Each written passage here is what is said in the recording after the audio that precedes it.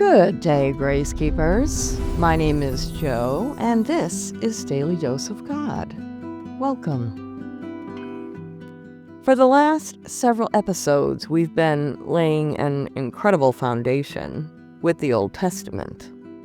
We've been assembling the pieces of a giant puzzle.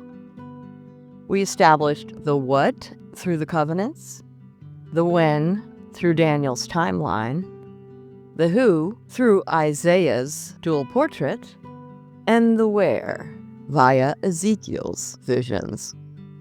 We've seen the promises, the timeline, the portraits of the king, and that concludes the foundation in the Old Testament. Now our study takes a major turn. With the foundation firmly in place, we move from the prophets to the words of the king himself. We're going to begin our deep dive into what is known as the Olivet Discourse, which is Jesus' most detailed and direct sermon on the end times. The setting for this sermon is just as important as the words. Just before this, Jesus had been in the temple, delivering a powerful rebuke to the religious leaders. As he and his disciples were leaving, they commented on how magnificent the temple buildings were. And Jesus replied with a shocking prophecy. He told them, "Not one stone here will be left on another.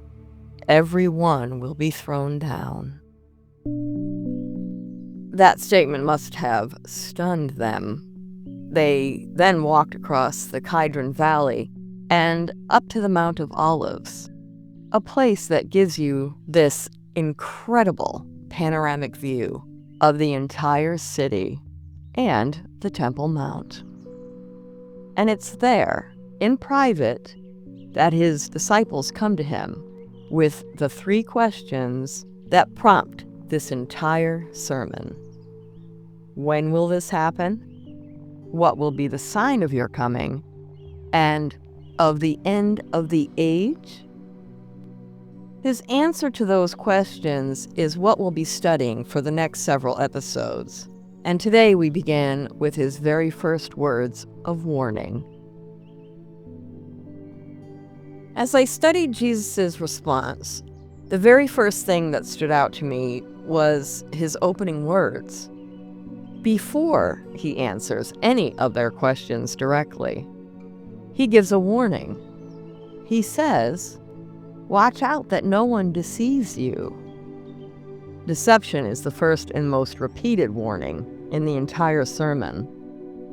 Then he begins to describe a series of events that will mark the age we're living in now. He lists things like false messiahs, wars and rumors of wars, famines and earthquakes. And he says his followers will be hated by all nations and persecuted, specifically because of his name. But then he says something that's so crucial for us to understand. In verse 8, after listing all of these terrible things, he says, "All these are the beginning of birth pains." I had to pause there because that single phrase sort of changes everything. He's telling us that these difficult events, the wars, the disasters, persecution, these happenings are like those first birth pains.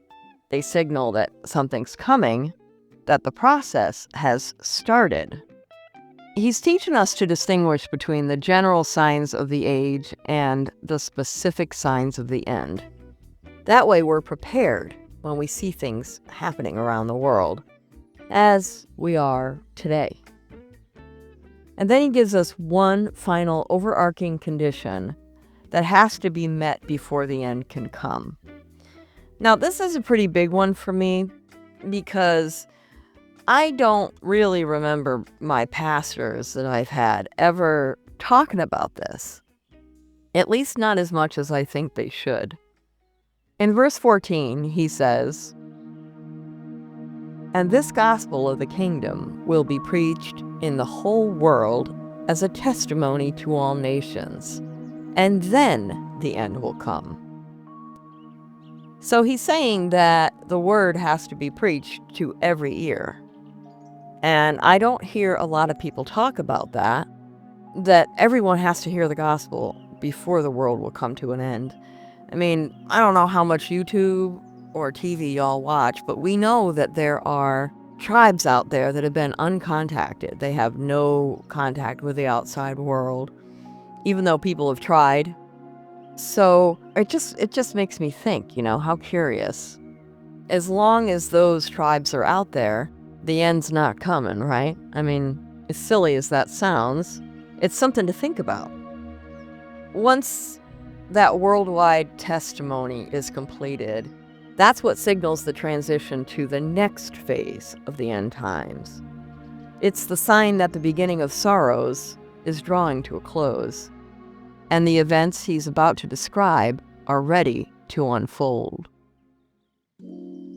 So this is how Jesus begins his most important sermon on the end times. And as I was studying it, I realized that his first priority was to prepare his followers, and us, for a long journey. He gives us this crucial framework of the birth pains so that we can live with a steady faith in a world that is full of turmoil. He's teaching us to be wise and discerning, to see world events through a biblical lens, and to recognize that while these things are serious, they are signals of the end.